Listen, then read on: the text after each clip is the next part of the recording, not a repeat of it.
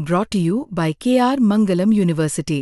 We provide you the platform to turn your dreams into reality. Give wings to your aspirations with KR Mangalam University.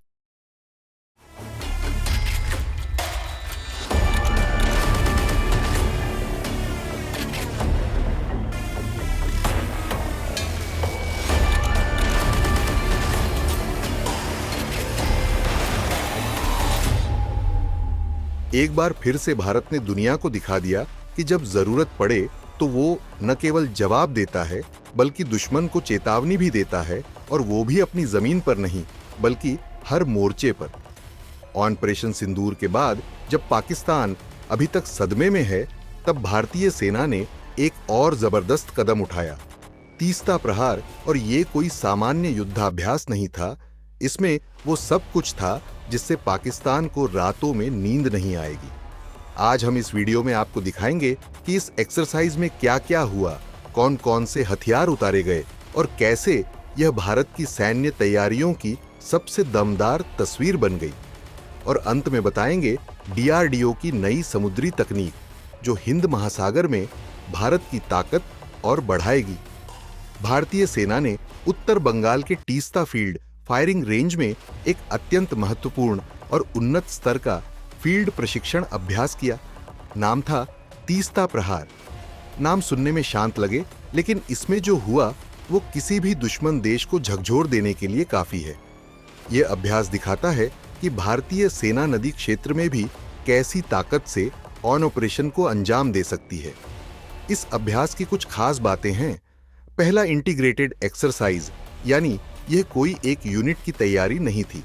इसमें शामिल थे infantry, artillery, armoured corps, tank units, mechanised infantry, para special forces, army aviation, helicopter, UAV, engineers और signal units. दूसरा है live fire exercise, मतलब असली गोला बारूद, असली टैंक, असली हेलीकॉप्टर, सब कुछ चलाया गया। तीसरा, नदी और पहाड़ी इलाके में ऑन ऑपरेशन। यह अभ्यास खास तौर पर उस भूगोल के लिए डिजाइन किया गया था जो भारत के पूर्वोत्तर राज्यों और पाकिस्तान के पीओके जैसे क्षेत्रों में मौजूद है। नदी पार करना, पुल बनाना और दुश्मन के कब्जे वाले क्षेत्र में घुसकर ऑन ऑपरेशन करना, सब कुछ दिखाया गया। चौथा, कॉम्बैट सपोर्ट कोऑर्डिनेशन। यह युद्ध की वो तैयारी है जिसमें गोला बारूद, लॉजिस्टिक्स, संचार और मेडिकल यूनिट, सब कुछ पहले से प्लान किया गया। तीस्ता प्रहार सिर्फ एक अभ्यास नहीं था, बल्कि यह एक टेक्नोलॉजी डेमोन्स्ट्रेशन भी था। इसमें भारतीय सेना ने कई नई तकनीकों और हथियारों को आजमाया, जिनमें शामिल हैं स्वदेशी loitering munition, AI based battle management systems, नवीनतम नाइट विजन डिवाइसेस और thermal images, communication jamming systems और रिमोट कंट्रोल्ड वेपन स्टेशंस।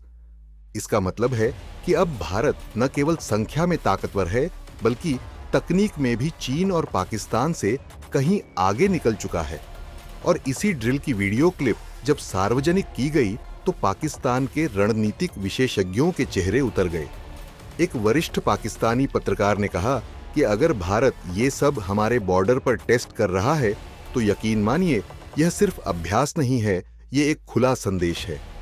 पिछले ही सप्ताह भारतीय सेना ने ऑन ऑपरेशन सिंदूर के तहत पाकिस्तान के रावलपिंडी स्थित सैन्य मुख्यालय और न्यूक्लियर कमांड सेंटर को निशाना बनाया था। अब उसके कुछ ही दिन बाद यह ड्रिल सामने आती है, और वो भी नदी क्षेत्र में। पाकिस्तान की सेना और आईएसआई के लिए ये एक बहुत ही सीधा और स्पष्ट संदेश है कि तुम्हारी हर हरकत का जवाब मिलेगा, और वो भी जमीन, आसमान और पानी, तीनों मोर्चों से। अब बात करते हैं उस तकनीक की जिसे डीआरडीओ ने विकसित किया है। यह है nanoporous multilayered polymer membrane for high pressure sea water desalination, मतलब कि समुद्र के खारे पानी को पीने योग्य पानी में बदलने के लिए स्वदेशी तकनीक। यह तकनीक डीएमएसआर डीई कानपुर लैब ने सिर्फ 8 महीने में तैयार की। इसका उपयोग इंडियन कोस्ट गार्ड के जहाजों में किया जाएगा। यह क्लोराइड आयन से होने वाले नुकसान को रोकने में सक्षम है। अभी 500 घंटे की टेस्टिंग चल रही है, और इसके सफल होने के बाद भारत को समुद्र में पानी की कमी के लिए कभी विदेश पर निर्भर नहीं रहना पड़ेगा। एक सवाल ये भी है कि इसका सैन्य महत्व क्या है। दरअसल युद्ध के समय जब जहाज महीनों तक समुद्र में रहते हैं, यह तकनीक उन्हें स्वावलंबी बना देती है। इसके जरिए डीआरडीओ एक बार फिर आत्मनिर्भर भारत मिशन में अपनी भूमिका साबित कर रहा है। खैर, एक तरफ पाकिस्तान में हड़कंप मचा है क्योंकि भारतीय सेना ने पहले ऑपरेशन सिंदूर में उनको निशाना बनाया और अब तीस्ता प्रहार में नई तकनीक और समन्वय के साथ पूरी ताकत का प्रदर्शन कर दिया। दूसरी तरफ डीआरडीओ बिना रुके नए नए नवाचार कर रहा है जो भारत को हर स्तर पर आत्मनिर्भर और युद्ध के लिए तैयार बना रहे हैं। क्या भारत की ये रणनीति पाकिस्तान को चेतावनी के साथ साथ दबाव में रखने की दिशा में काम कर रही है?